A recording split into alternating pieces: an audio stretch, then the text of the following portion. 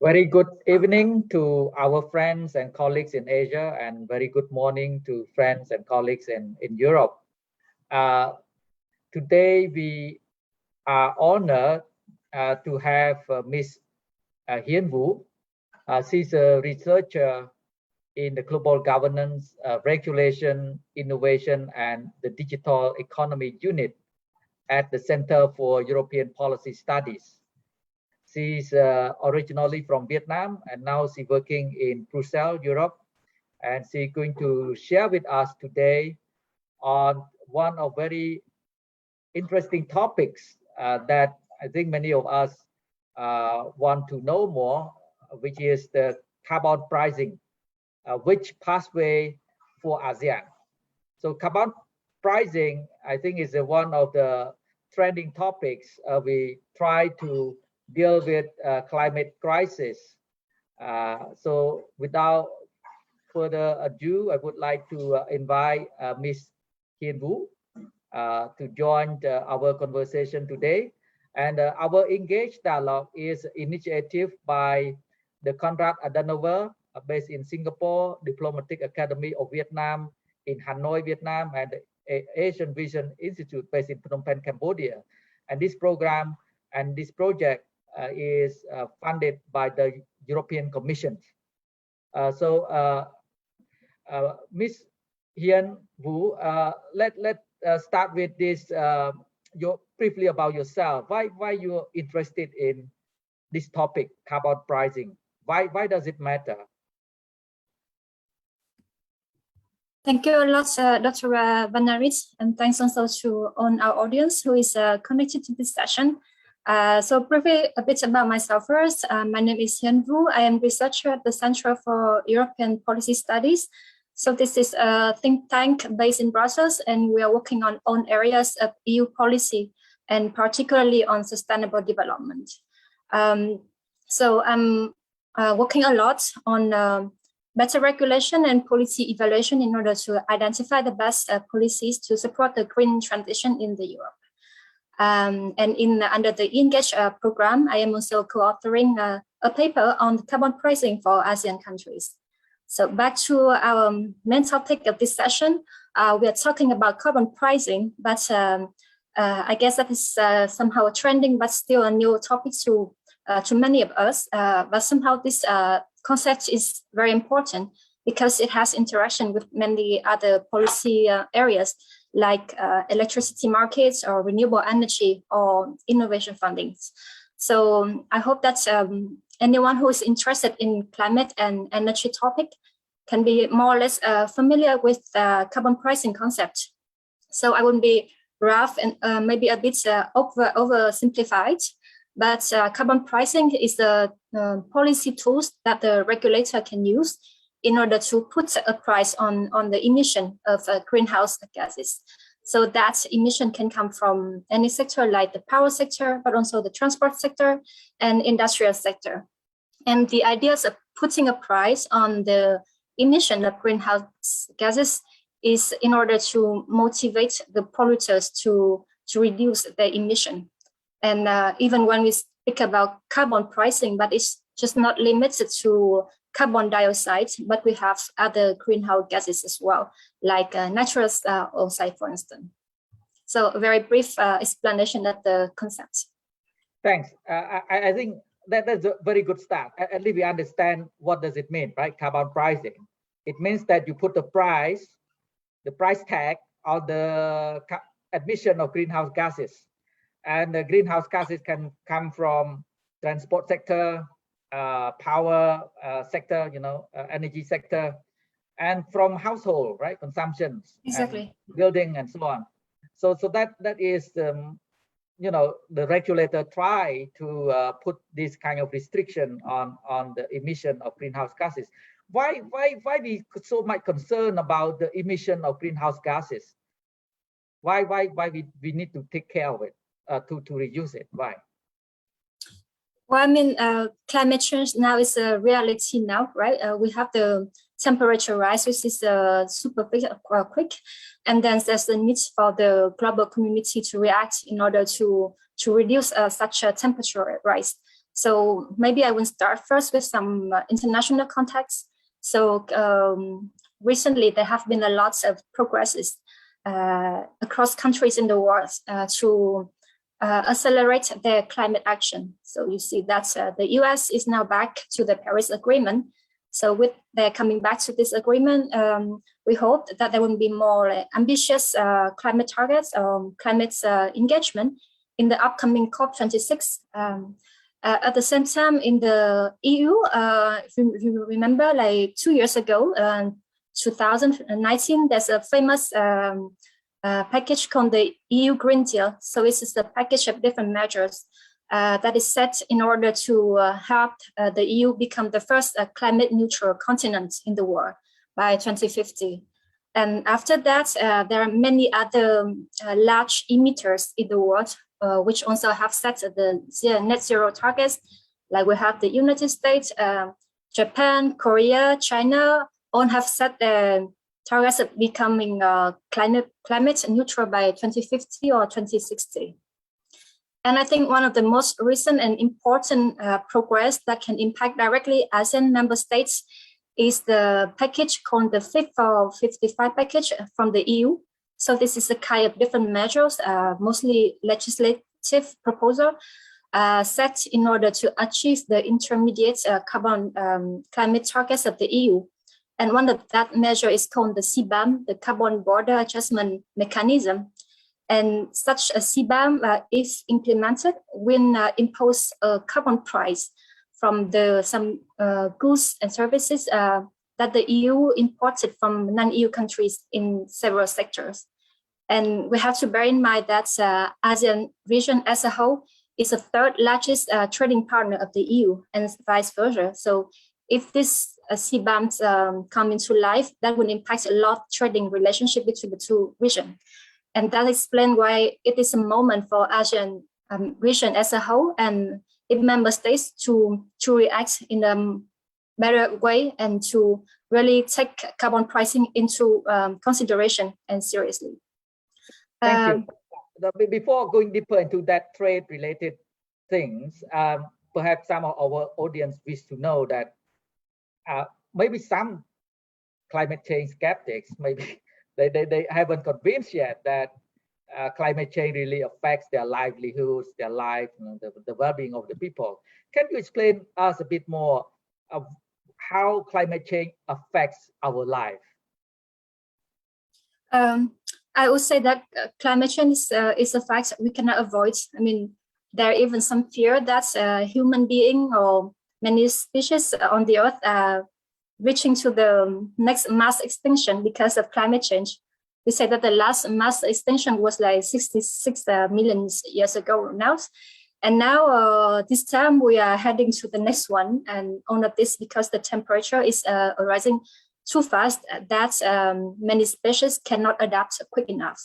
And talking about like ASEAN specifically, it is one of the regions that is most exposed and most vulnerable to climate change consequence.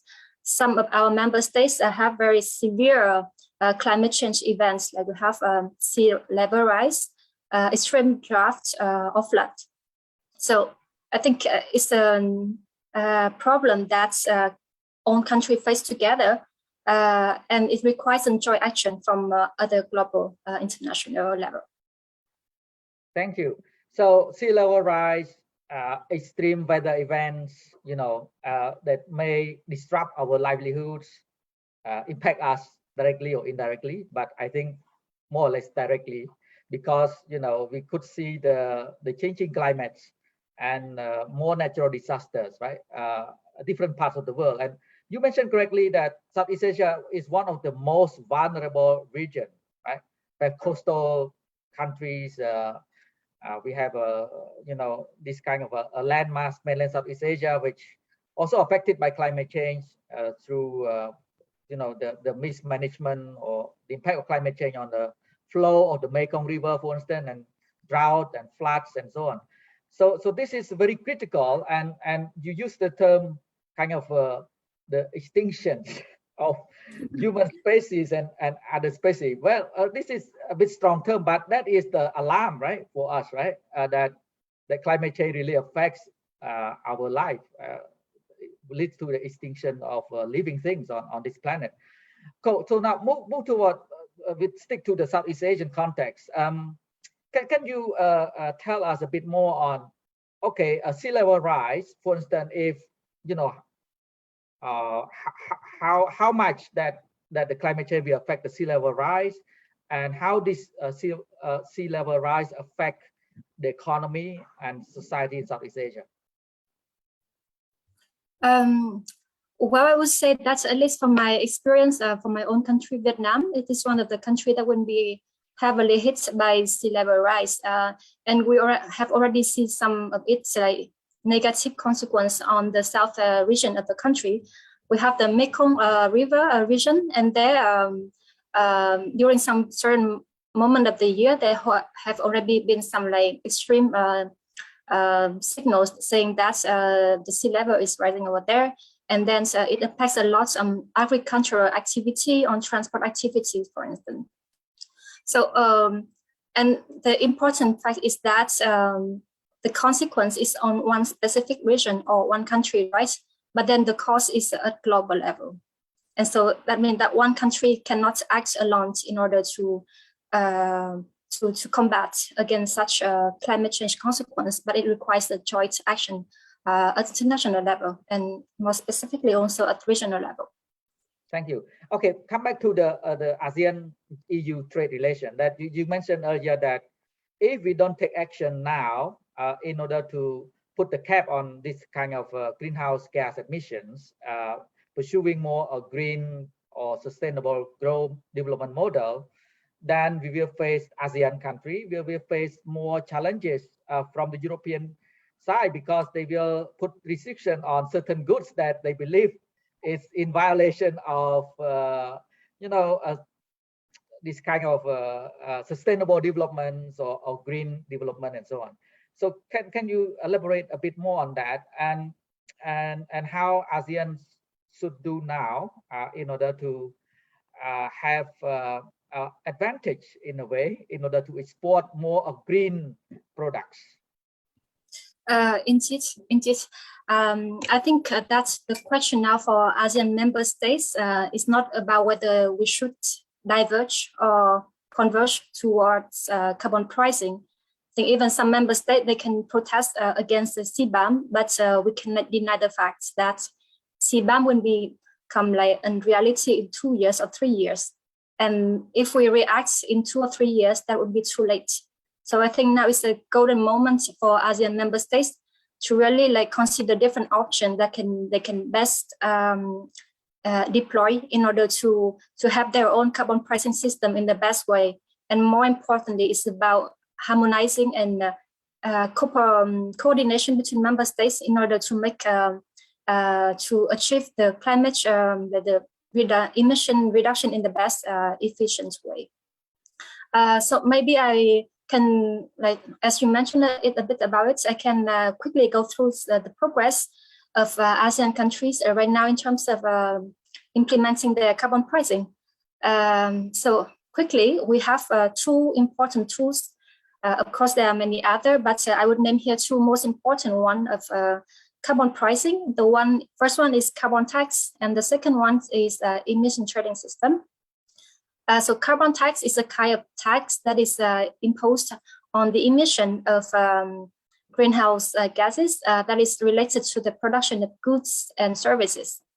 And second, we have the emission trading system, or shortly we say ETS. So ETS is another policy tools that can be used in order to set a cap, we call it a cap, or the total volume of emission that can be generated from some sectors. So under this cap, companies can buy the allowances, or they can also trade, meaning sell it to the other. So these 2 important tools are now being widely used all over the world. And in Asian country, we have some country that is more into ETS, while the other are more into carbon tax. So based on their progress, I would categorize Asian countries into 3 groups. So the first group, we have Singapore. So this member state has its carbon pricing fully operational because they have the carbon tax being adopted and introduced in 2019, and the tax applies to all the sector uniformly. The second group of stakeholders, I would name here Thailand, Vietnam, Indonesia, and the Philippines. So those 4 member states, they are planning or considering to establish some emission trading system at the national level. And all of these 4 member states have either establish or prepare some legal documents and some legislation like laws or bills in order to provide legal basis for the ETS. And last but not least, we have the remaining member states. We have Laos, Cambodia, Myanmar, Jerusalem, so these member states, they haven't had a plan yet to establish a carbon pricing system. So overall, we can see that in member states in ASEAN who are planning to establish an ETS and carbon pricing, they are more into the ETS option. Yeah, yes, perhaps you can elaborate on this carbon trading things. You think there's a new opportunities for country like Malaysia or Indonesia or Vietnam and Thailand or Myanmar or Cambodia or Laos, which has big land, right? So they can start planting more trees, and so that they can have more economic opportunity from selling carbon to other economy. You see that this is one of the kind of pathway for them so that they can do carbon trading. In this, I cannot agree with you more. I mean, this carbon pricing, especially ETS, is a huge opportunity for countries, not just the large emitters, but also smaller ones. And here, first, we talk about the revenue stream from the carbon pricing. For instance, from the ETS system, it can create a revenue stream when the government sells the allowance through auctioning to companies, right? And that revenue can then be back to the government budget and help support other climate and energy action. For instance, to support the innovation in decarbonization technologies. And then it is also important that, as I mentioned, those ETS can be linked to each other. So imagine a scenario when we have the ETS in Thailand linked to the one in Vietnam, to the one in Laos, for instance. So this is a very ideal situation because when you have like bigger carbon markets where there are more companies joining the carbon market, then there are more mitigation options available at different costs. And then we can go for the cheapest cost, cheapest solution. So overall, the linking the carbon markets, large emitters with smaller emitters can eventually lower the emission cost as a whole. So I think that's one of the many other advantage of ETS and then linking the ETS. Great. So let's consider investment opportunities in carbon trading. Why not, right?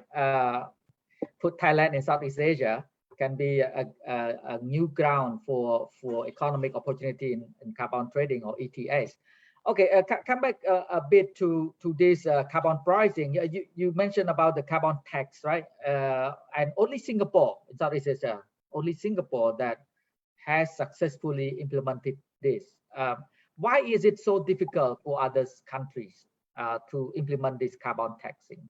What are the obstacles or constraints that they are facing? I would say that going for ETS or for carbon price, it depends a lot on national elements. Like, as I mentioned before, carbon tax, the regulators can control on the price of the emission. And for ETS, regulators rather control the total cap, the total volume of emission. So each of the two tools has its own characteristic and different mechanism in order to finally reduce the total volume of emission, but in different way. And choosing which one really depends on the economic social but also environmental objectives of a country, and then also on other elements such as the institutional capacity, right? And then about of both the regulators and the companies who will be potentially future participants of such mechanism. So there's a lot of different elements that determines a country's choice of their own carbon tools. But I think what is important is that for now, we seem to see a clear trend for some ASEAN member states to go for ETS. But I don't think that is really important, because in all cases, ETS can be designed in a way that is compatible with carbon tax and vice versa. So the Singapore, for instance, in the carbon tax, they have designed in a way that it can make it compatible with future ETS. So of course, there might be some needs for further collaboration, harmonization, but it's still feasible. That's different system of carbon pricing work together. Great. So yeah, you focus a bit on the role of the state, the role of the regulators in this. I would like to ask you about the role of the private sector, right? Multinational company or local company, what can they do more in this carbon pricing context and climate change, how to reduce the greenhouse gases? And of course, in addition to the role of private sector, it's the role of technology. Now the fourth industrial revolution, technology, according to some scientists, in the next 10 years, will surpass the technological development in the past 100 years. So we shorten 100 years of technological development to only 10 years in the next 10 years. So that is a tremendous kind of speed of technological revolution, and how this capital from the private sector and technology can help us solve this problem, climate change. Yeah, indeed. I mean, private sector plays a crucial role in making the ETS or carbon tax or any other carbon pricing system work. Because first of all, they are the participants, so they have to comply with the system, right? So first of all, they have to have some awareness, and then they have to build their own capacity. For instance, on how to report, how to monitor their emission. So this can take a lot of time and effort, and the government or the regulators themselves cannot do it on their own, but they need the support from the private sector. And talking about the second point about technologies and innovation and their roles in the decarbonization of the sectors, I think is super important, because for instance, in the tax, carbon tax or carbon ETS, normally the aim is to reduce the total volume of emission allowances every year. So you can see that in 10 years, maybe the cap in an ETS will decrease. And that will make a very strong stimulus for the private sector, for companies to react. They cannot always rely on paying for their allowance, because eventually carbon price will be more expensive. So they have to innovate. They have to find a better way in order to cut their emission eventually. And some of them, the best way is through research innovation, right? So talking about the case of the EU ETS, for instance, we see that the revenue to the EU ETS, it creates a very big stream of money to the EU. And then one of that very important part of that revenue stream goes to a fund we call the innovation fund. So the EU, the European Commission, they use such a fund to provide grants, or loans, or other funding support for the private sector if they wish to invest and to do research and innovation in decarbonization technologies. So together, that will create an ecosystem on funding innovation. And I think this is a very effective way of utilizing the carbon pricing mechanism in order to support technologies. In terms of innovation that you mentioned, that is a great potential to deal with this climate change. how about the innovation kind of ecosystem in Southeast Asia? Perhaps Singapore is one of the most advanced innovative society and infrastructure, but other Southeast Asian country is quite left behind, right? From more advanced economy like Singapore. So that is a challenge, right?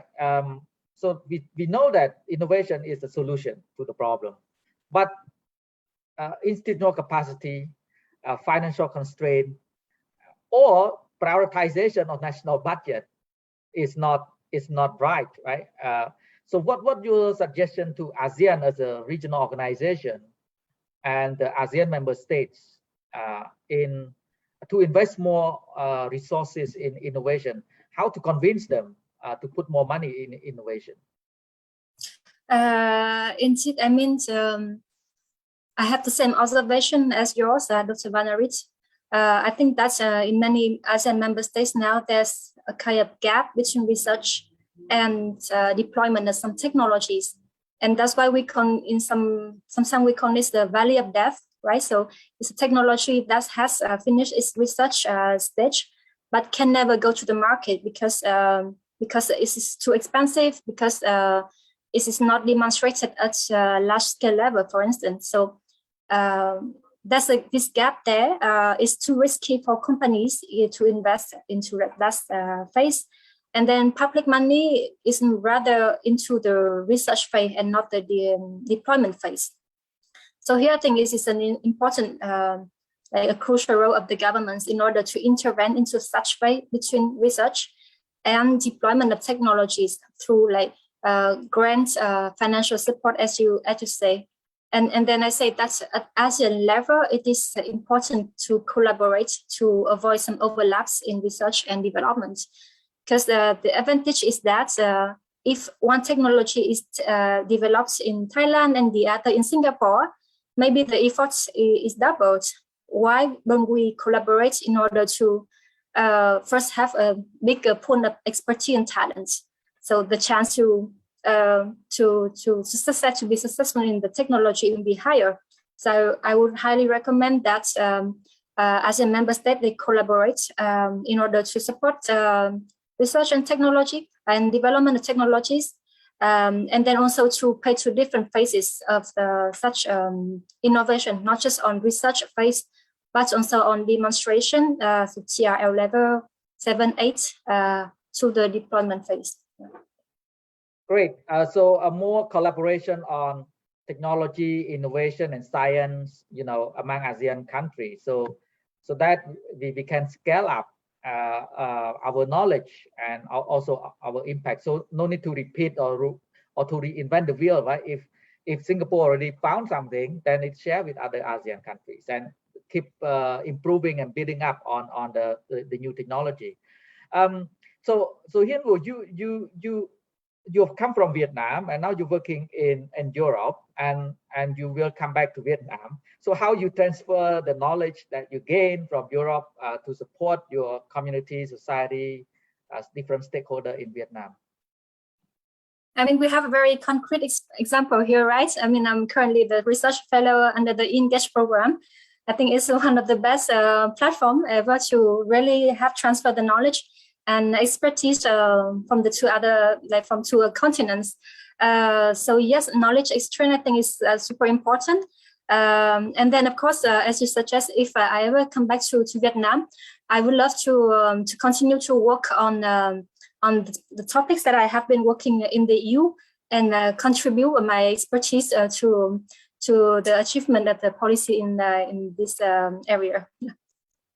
Great.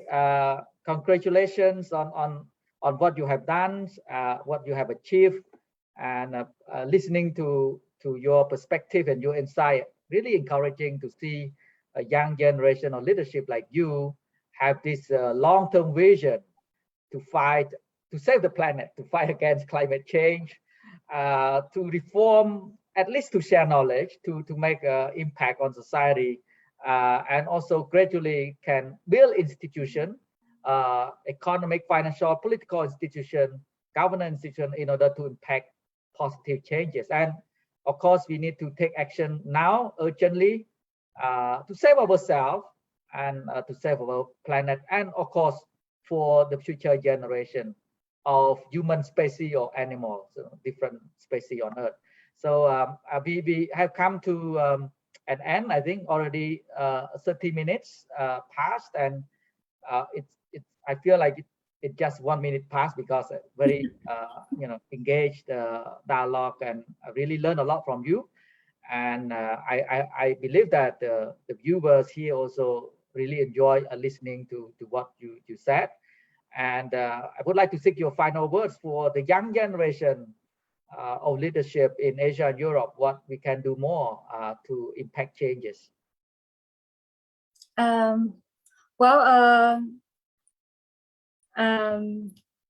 mean, there's a lot to do, but first I think it's important that I think now we have some initiative as this EANGAGE program is very important, because we have created a kind of platform for young thinkers to meet each other and then to share ideas. And then I think to make our research findings impactful, it is important to communicate and then to disseminate the idea. So here we have the EANGAGE program. The advantage of this is that we have a very big network of think tank in different continents, and we can make use of that network of like researchers, different ideas, in order to expand our ideas and perspective. Right? With that inspiring note, once again, thank you very much, Hien, for very insightful conversation, and thank you to all of you that have trust in our dialogue, that have been following our program EANGAGE, a program initiated by the Konrad Adenauer Stiftung in Singapore, DAV, Diplomatic Academy of Vietnam in Hanoi, and the Asian Vision Institute in Cambodia, with the funding from the European Commission. So I would like to end our dialogue this evening. I would like to say thank you very much, Ms. Hien, for your time and your sharing with us. Thank you. Thank you very much. I really enjoyed the session, and have a good evening there.